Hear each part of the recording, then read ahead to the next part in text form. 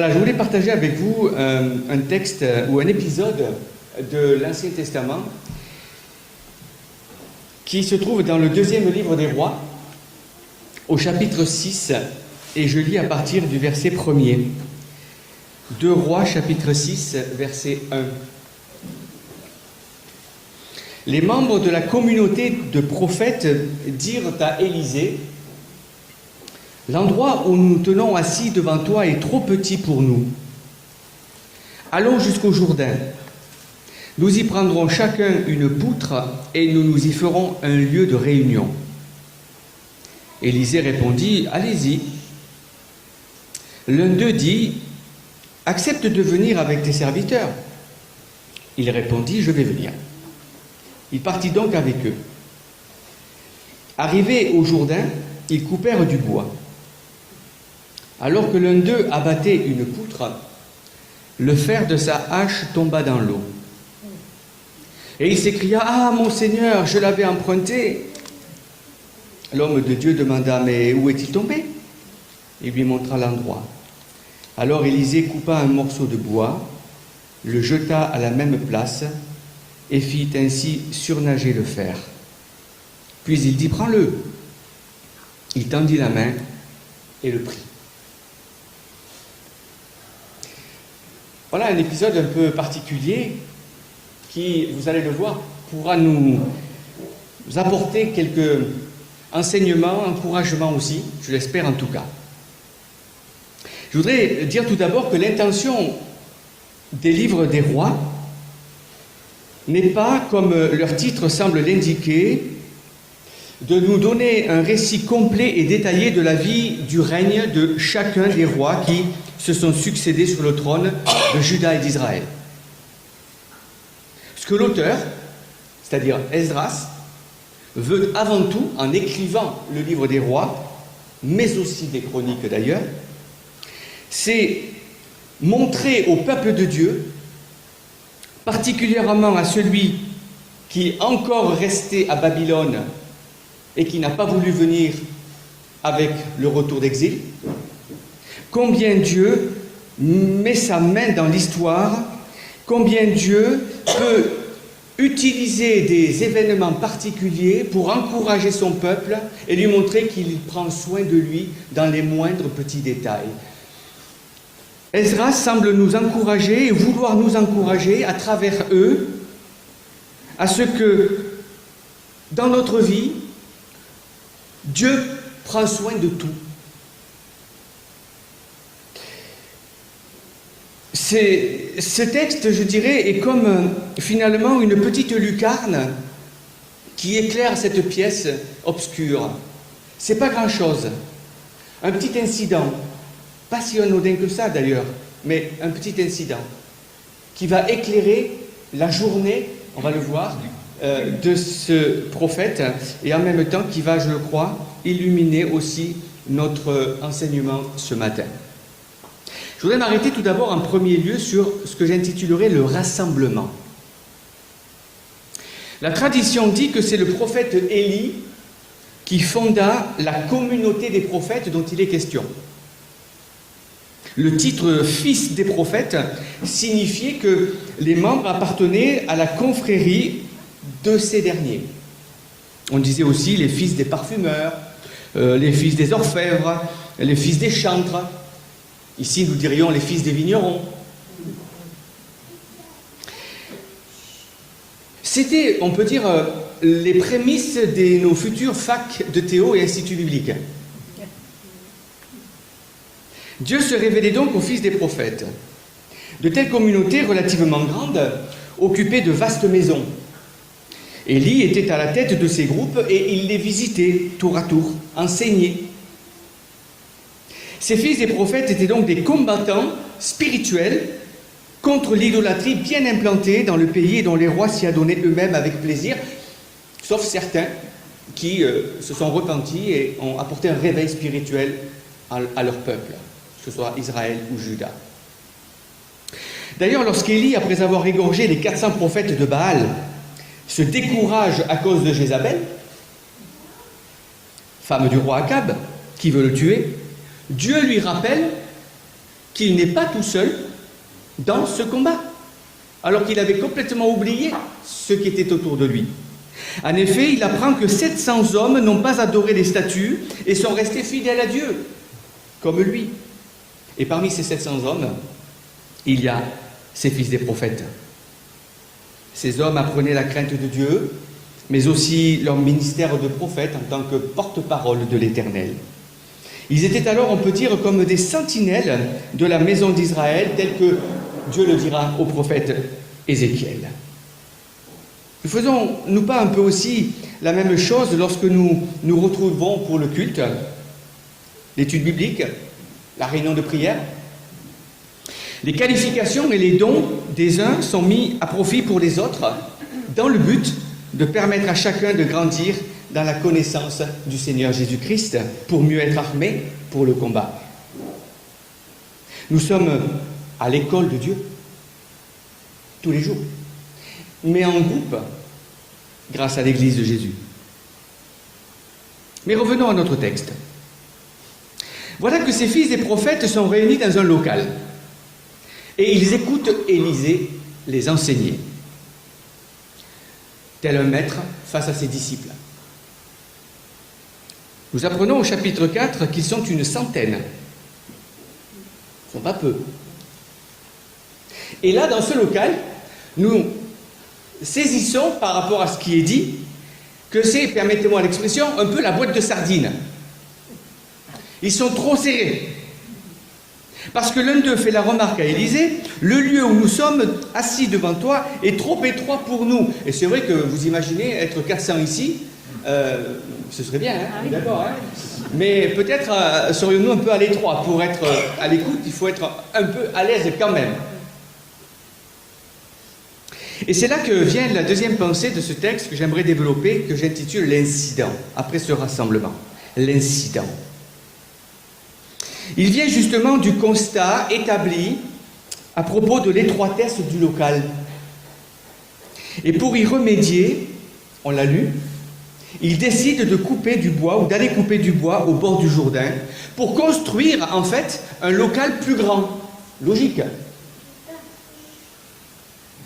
Ce n'est donc pas pour eux-mêmes qu'ils parlent de construction, mais pour l'œuvre de Dieu, pour son service, pour qu'ils soient plus à l'aise, pour pouvoir entendre les enseignements et mettre en pratique aussi ces derniers.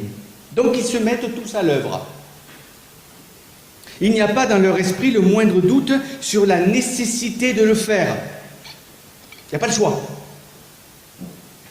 Et alors, nous l'avons lu, qu'ils s'affairent à l'ouvrage, il arrive à l'un d'entre eux un fâcheux contretemps. Le fer de sa hache tombe à l'eau.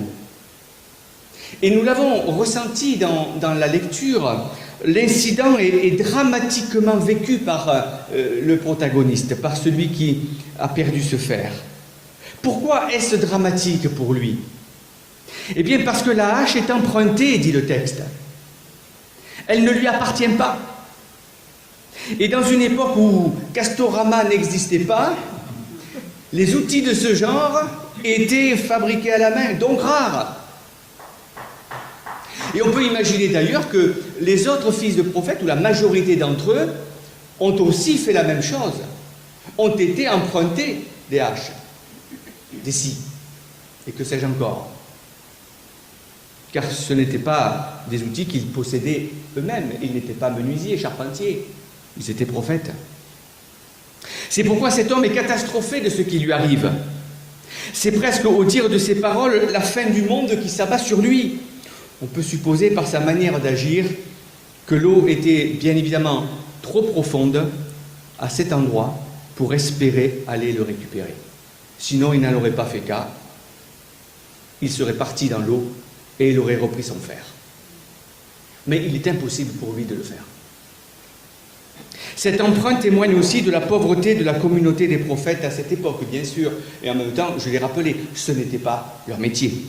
Voilà donc un élève prophète qui, motivé par une bonne volonté et un réel désir de servir Dieu, est arrêté dans son élan par un stupide incident qui aurait peut-être pu être évité avec un peu plus d'attention. Mais là encore, Ce n'est pas un professionnel.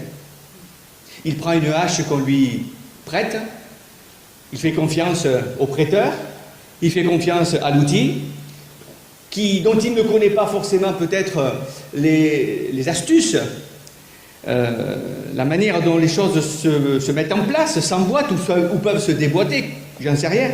Toujours est-il qu'il n'a pas regardé. Il n'a pas regardé si le manche était assez épais pour retenir le fer, s'il n'y avait pas, parce que la hache aurait pu être un peu plus vieille, du jeu entre le fer et le bois, ou peut-être, ça on ne le sait pas, ce sont que des suppositions, s'était dit c'est pas grave, ça fera l'affaire.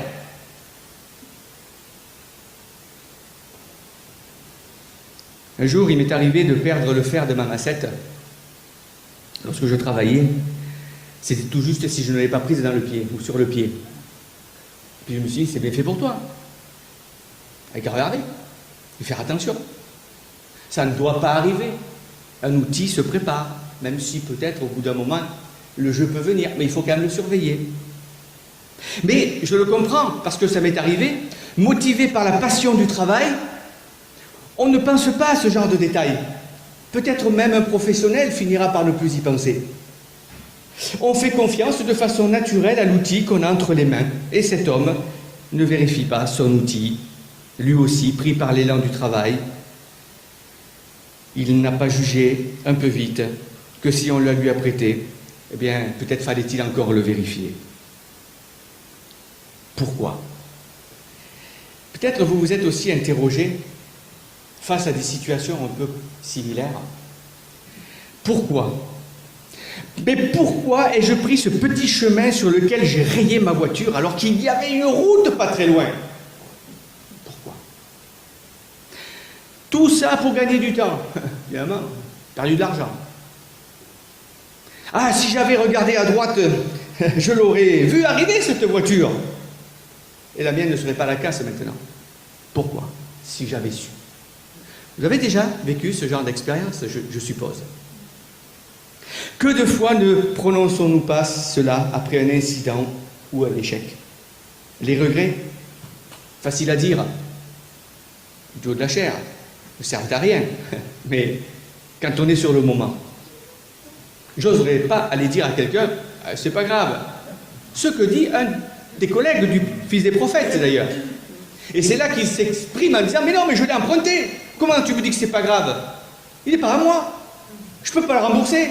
Je fais quoi là maintenant? Oui, les regrets ne servent à rien, on le sait, sinon qu'à alimenter notre peine et nos larmes, et peut-être révéler un trop grand attachement à quelque chose. Pourquoi pas? Et Dieu veut nous apprendre qu'en toutes circonstances, quoi qu'il arrive, certes il est maître de tout, et en même temps il nous permet parfois de nous détacher de certaines choses. Il y a des fois, c'est presque bien que tu aies eu cet incident, peut-être stupide, parce que ça a révélé quelque chose en toi. Je me souviens un jour, André Adoul témoignait et disait, prédicateur, nous avons notre Bible, et dans notre Bible, nous avons des annotations, nous aimons annoter, vous aussi d'ailleurs, ce que vous annotez. Mais parfois, quand on est un peu plus au dépourvu, on sait que dans notre Bible, voilà, il y a des annotations qui nous permettent peut-être de pouvoir faire des enseignements un peu au pied levé, etc. Avec l'habitude, voilà, ça se fait un peu plus facilement. Et un jour, André Adoul témoignait qu'il avait sa Bible, je dis bien sa Bible, avec toutes ses annotations. Il était dans le métro à Paris. Il lisait sa Bible dans le métro. Il sort du métro, il arrive chez lui, et puis en arrivant chez lui, il se rend compte qu'il a laissé sa Bible dans le métro. Comment il a fait sa pêche, dirons-nous? Il n'en sait rien. Toujours est-il que la Bible n'était pas dans son cartable. Et il témoigne qu'il en a été malade, qu'il en a déprimé pendant plusieurs jours pour avoir perdu sa Bible, qui était un outil, son outil de travail, c'est le cas de dire. Il y en avait d'autres dans sa bibliothèque, bien sûr, mais c'était celle-là qui était l'outil dont il se servait. Et au bout de quelques temps, quelques jours, où vraiment il n'était pas bien, et il le témoigne, il reçoit cette conviction, cette petite voix intérieure dans sa conscience, le Saint-Esprit qui lui dit, mais enfin André, Pourquoi tu t'attaches à l'objet? Il tenait tant que ça, ton objet, c'est ta sécurité, cet objet, même si c'est la Bible, c'est quand même un livre que tu peux prendre ailleurs. Et il s'est rendu compte qu'en fait, il était beaucoup plus attaché à sa Bible, finalement, qu'au Seigneur lui-même et à l'inspiration de l'Esprit. Et il témoigne qu'il a reçu, là, une leçon importante de la priorité à mettre dans son ministère. Dieu se sert de nos erreurs, Dieu se sert de nos échecs pour nous parler. Savons-nous l'écouter quand il nous parle à ce sujet en de pareils moments? Parce que c'est vrai que nous pouvons être étourdis, nous pouvons être stupides, nous pouvons dire et faire des choses que nous regretterons, mais sachant que Dieu peut et va s'en servir. Ceci dit, l'incident vécu par ce prophète pourrait bien nous faire comprendre que ce n'est pas parce que l'on se met au service de Dieu, et c'est ce qu'ils ont fait, que tout doit et va aller pour le mieux. Dire à quelqu'un « Crois au Seigneur Jésus et tout ira bien dans ta vie » est un mensonge. Et c'est des erreurs que nous pouvons faire pour attirer les gens, pas forcément au Seigneur, mais à nous, ou les deux, et pour montrer qu'il y a du fruit. Le but, il n'est pas là. Crois au Seigneur Jésus parce que tu reconnais que tu es pécheur. Crois au Seigneur Jésus parce que tu reconnais qu'il est mort pour toi sur la croix. Voilà pourquoi tu dois croire au Seigneur Jésus. Mais tu ne dois pas croire au Seigneur Jésus pour que tout aille bien dans ta vie après. Le Seigneur fera ce qu'il voudra. Et la bénédiction de Dieu ne passera peut-être pas forcément par ce que tu crois être toi une bénédiction. Parce que derrière le mot bénédiction, on a souvent des termes très élogieux, très positifs. Plus de problème d'argent, un travail jusqu'à la retraite, après la retraite, une maison. Moi, je n'ai pas un autre plan pour toi. Où est ta confiance? Et nous voyons ici une leçon de base, quelque part. Dieu ne nous doit rien. Je m'engage pour lui, c'est par amour pour lui, par passion pour lui, et je m'attends à lui. Si effectivement, en m'engageant pour lui, il m'arrive une tuile, si en allant faire de l'évangélisation au Kellar, j'ai un accident de voiture sur la 113, je ne vais pas mettre la faute à Dieu et en lui disant « Mais Seigneur, tu aurais dû me garder parce que j'allais faire de l'évangélisation. » Vous comprenez le principe? C'est exactement ce que nous avons ici. Parce que quelqu'un qui pense que s'engager pour Dieu sera une réussite à tous les étages, lorsqu'il aura un échec, il ne va plus savoir où il est. Et il va se dire, mais il y a un problème. Je me suis trompé. Je n'ai pas fait ce qu'il fallait. Non, tu étais à ta place, mais Dieu va te parler par ce qui s'est passé. Et Dieu veut te parler par ce qui s'est passé. Alors on peut faire des erreurs volontairement, on peut faire des erreurs involontairement, bien sûr, ça c'est un autre domaine. Je me souviens, lorsque, alors, je rappelle un petit peu des souvenirs, mais j'ai perdu ma première épouse, un membre de ma famille, très proche, qui a rejeté Dieu dans sa vie, qui avait rejeté, qui l'a toujours rejeté d'ailleurs. Une des premières remarques qu'il m'a dit, c'est « Arrête de travailler avec ton Dieu ». Tu vois bien ce qui t'arrive. C'est pas normal, tu as un problème. Si tu travailles avec Dieu, il ne doit pas t'arriver ce genre de choses, c'est pas possible. Vous voyez, le déclic que l'on peut avoir automatiquement. C'est un peu comme les disciples quand ils se retrouvent face à l'aveugle de naissance. Qui a péché pour qu'il soit né aveugle? C'est lui ou ses parents? Comme si lui pouvait pécher dans le ventre de sa mère d'ailleurs. Et Jésus répond à ses disciples d'une façon magistrale, quelque chose de fou, en disant, ce n'est pas que lui ou ses parents aient péché avant qu'ils naissent, non. C'est pour que la gloire de Dieu se manifeste maintenant. Enfin, deux mots, c'est comme s'il disait à ce gars-là, tu sais mon gars, ça fait 40 ans, je ne sais pas quel âge il avait, ce monsieur, que tu es aveugle, mais tu es aveugle pour aujourd'hui, pour ce jour, maintenant. Moi, j'aurais été à la place de cette personne, j'aurais pu dire à Jésus, tu n'aurais pas pu en prendre un autre? Pourquoi moi? Et il y a eu un réveil dans le village, grâce à la guérison de cet aveugle. Dieu sait ce qu'il fait. Et c'est vrai que quand j'ai entendu cette réflexion, ça m'a pas percuté plus que ça, parce que moi je ne faisais pas le lien, grâce à Dieu, entre les drames que je pouvais vivre et le ministère que j'ai exercé, tout en sachant que de toute façon, dans le ministère, les attaques, bien évidemment, ne manquent pas. Et que Satan se servira de tout pour nous décourager. Et il s'est servi de ça, d'ailleurs, pour essayer de me décourager. Mais ça, c'est une autre histoire, qu'un jour, peut-être, je vous raconterai. Alors, c'est bien souvent de petites choses de ce genre qui minent notre engagement et nous découragent.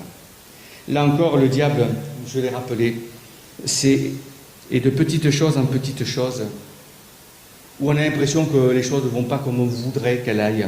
On baisse les bras, on se lasse. Même de la vie de l'Église, on peut aller jusque-là. Alors que Dieu sait et utilisera ce temps pour quelque chose. Et c'est là que, troisième point, l'intervention arrive. Élisée ne va pas laisser cet homme dans son abattement, et il va agir d'une façon surprenante. Après s'être renseigné de l'endroit où le fer de la hache était tombé, et il est probable que, de toute façon, soit le prophète était au bord d'un gouffre d'eau, d'un gour, comme on dit chez nous, et qu'il abattait cet arbre, et que tout d'un coup la hache est tombée dans le gour, peut-être qu'il faisait 2, 3, 4 mètres de profondeur. Je n'imagine pas que le fer soit parti à 15 mètres de loin, à 15 mètres dans les profondeurs. Ça pouvait être plus dans cette situation-là. Élisée, voyant son désarroi et sa peine, qui était naturelle et en même temps honnête, va couper, nous l'avons lu, le texte, un morceau de bois et le jette à la place où le fer est tombé. Et le miracle ne se fait pas attendre. Voilà que le fer remonte à la surface. Certains ont pensé, théologiens, qu'Élisée avait taillé en pointe une branche, qu'il a jetée dans l'eau, et que, miraculeusement, et miracle est un miracle, le miracle ne s'explique pas, a été pointé dans le fer de la hache, enfin dans l'emplacement du bois, et qu'ainsi le bois a fait remonter avec le fer la hache dans sa totalité. Enfin, en tout cas, le bois et le fer lancé. Je ne sais pas. Qu'importe, c'est pas ça le problème. On n'a pas besoin de savoir. Un miracle reste un miracle, et un miracle ne s'explique pas, sinon c'est pas un miracle.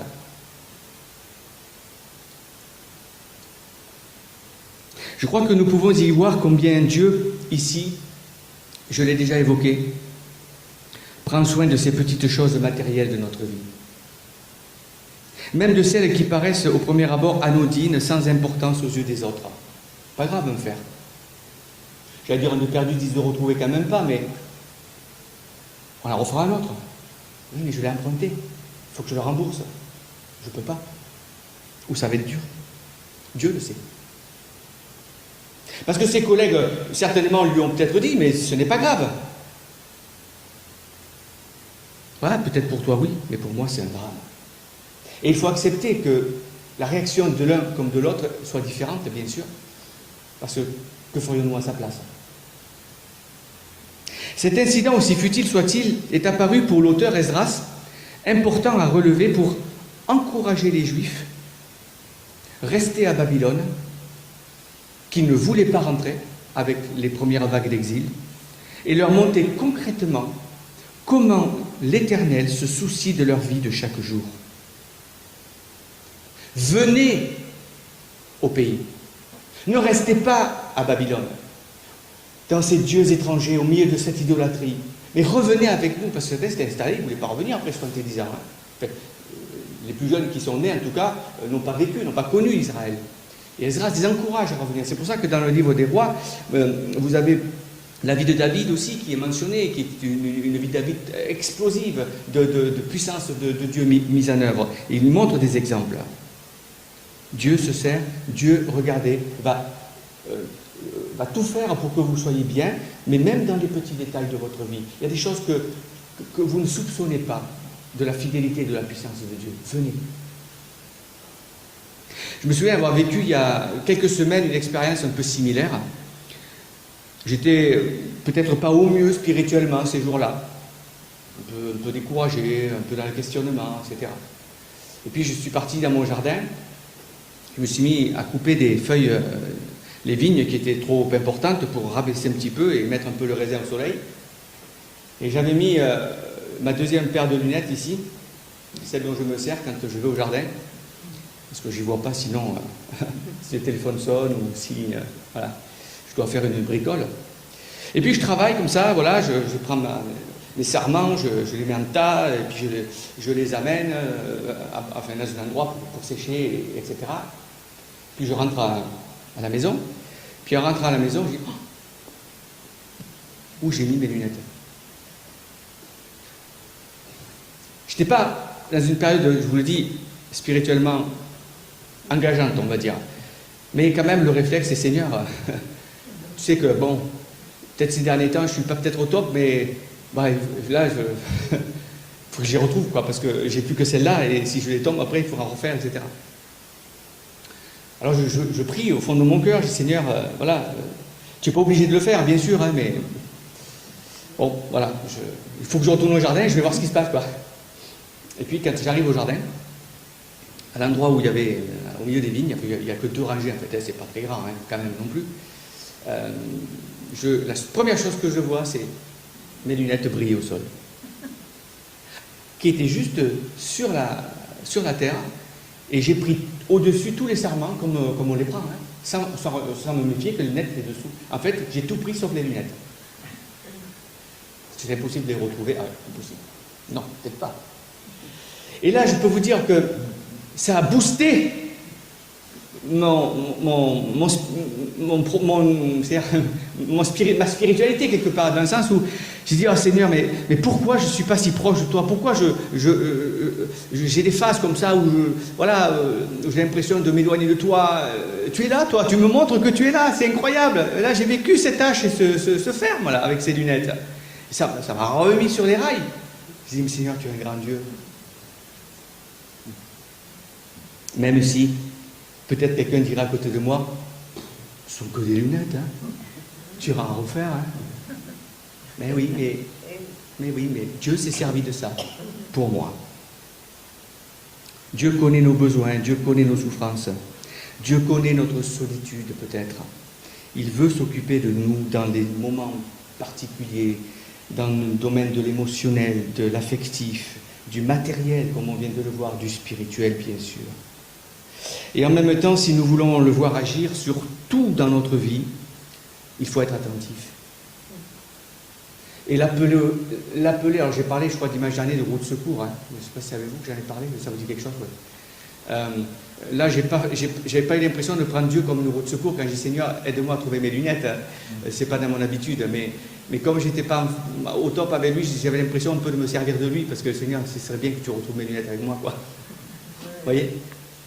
Mais en même temps, la pensée, elle est là, c'est ça qui est positif. Pour moi, ça a été positif. Le réflexe, il était là, de crier à Dieu quand même. Vous voyez? Même si on peut avoir des moments un peu plus compliqués. Et c'est peut-être ce que sous-entend l'apôtre Paul lorsqu'il écrit à son compagnon Timothée, lequel pourrait bien passer par une période aussi de découragement. J'aime bien cette deuxième à Timothée, où on voit un Paul qui encourage son collègue, hein, lorsqu'il dit « Je te le rappelle, ranime la flamme du don de Dieu que tu as reçu lorsque j'ai posé mes mains sur toi.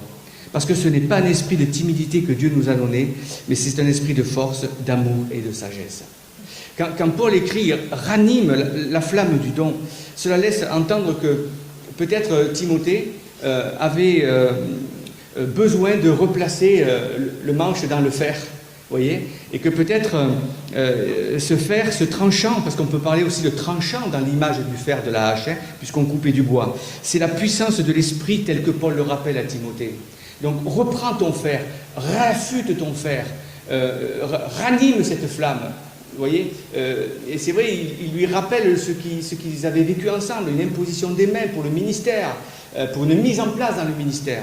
Et certainement quand il dit ça, et il ne dit pas que ça, parce que dans cette même épître, Paul, on sent qu'il a besoin de booster Timothée, eh bien ce dernier devait être en phase de déperdition peut-être spirituelle, ou en tout cas de découragement. Moi ça m'encourage, parce que je me dis c'est bien, c'est pas que nous, il y avait aussi d'autres qui étaient découragés.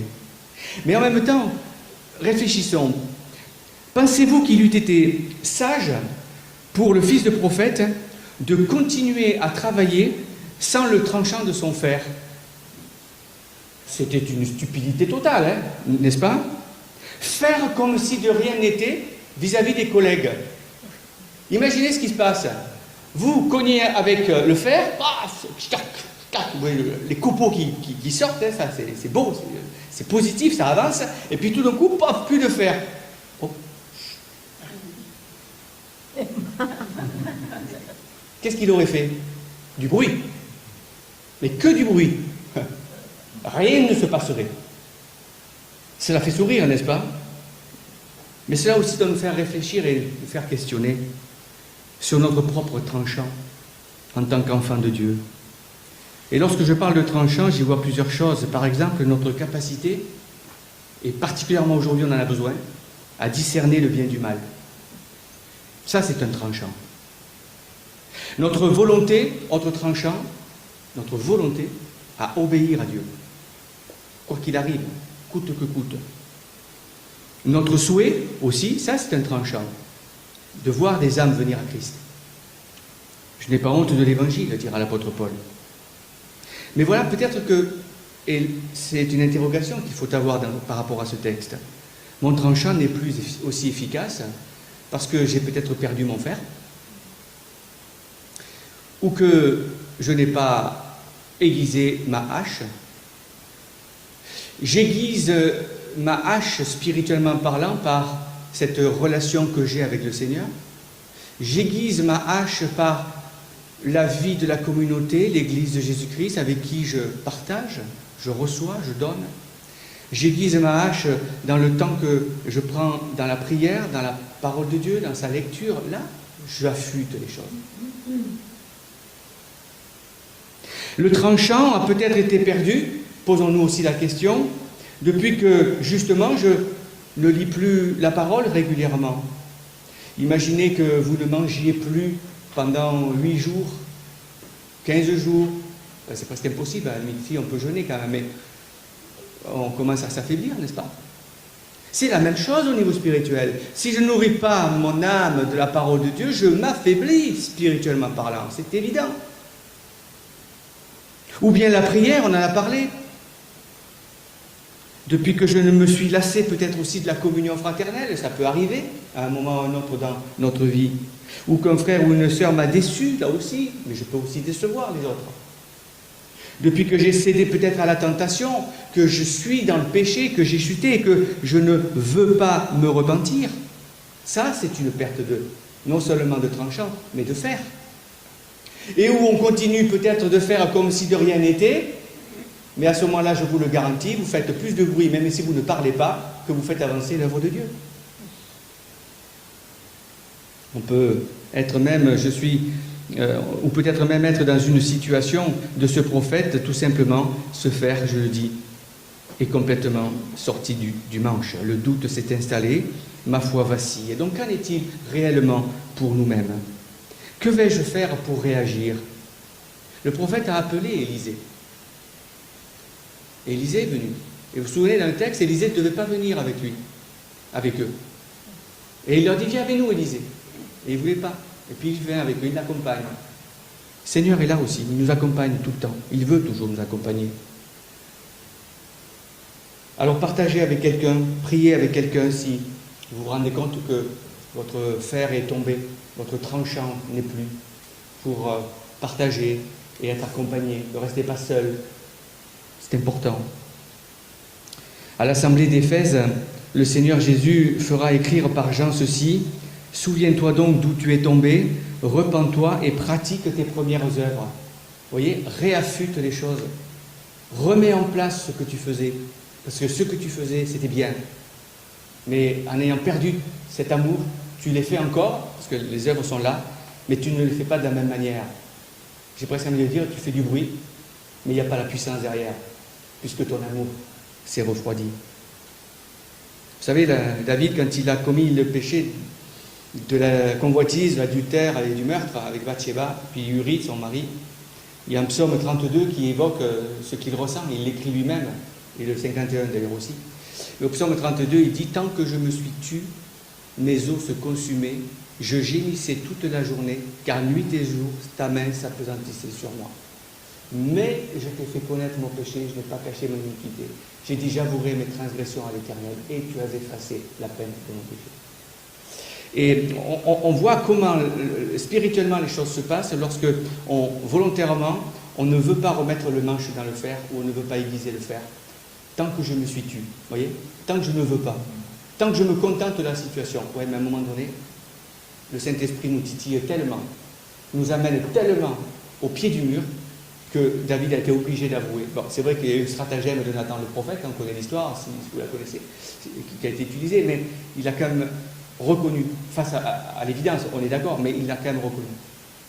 Et au psaume 51, d'ailleurs, il dira « Ne me retire pas ton Esprit Saint, mais rends-moi la joie de ton salut. » Parce que c'est la tristesse qui prévaut lorsque le fer est tombé. Et lorsqu'on s'escrime, ou en tout cas on continue de taper avec simplement le bois comme si de rien n'était. Alors avant de conclure, je voudrais rappeler que ce bois coupé par Élisée et jeté dans l'eau, ne pourrait-il pas être le symbole du bois de la croix de Christ? Ce bois a aboli la puissance de la mort qui retient toute âme captive, comme l'eau retenait captif ce fer en son entrant, mais que ce bois a fait ressurgir. Ce qui était impossible est devenu possible. La mort dont on ne revient pas est depuis la chute la destinée naturelle de l'être humain. Mais la croix seule, du moment qu'elle intervient, le bois, bien sûr la croix, on comprend ce que ça signifie, est capable de vaincre et d'annuler cette puissance inexorable de la mort. Elle nous restitue nos biens et la mort ne peut plus rien garder de ce qui nous appartient désormais. Et c'est pour ça que l'apôtre Paul pourra écrire ceci, 1 Corinthiens 15, « Ô mort, où est ta victoire? Ô mort, où est ton aiguillon? L'aiguillon de la mort, c'est le péché, c'est la loi. Mais grâce soit rendue à Dieu qui nous a donné la victoire par notre Seigneur Jésus-Christ. » Et quelle est cette victoire? Eh bien, c'est la victoire de la croix. Il a dépouillé les dominations et les a livrées publiquement en spectacle, etc., dira Paul aux Colossiens. La mort n'a plus de pouvoir. Et c'est ce qui nous rend aujourd'hui heureux et victorieux en même temps, et plein d'espoir. Dieu intervient et répond donc à celui qui est sincère dans le cœur. Alors je voudrais terminer par ce verset ou ce passage du psaume 20.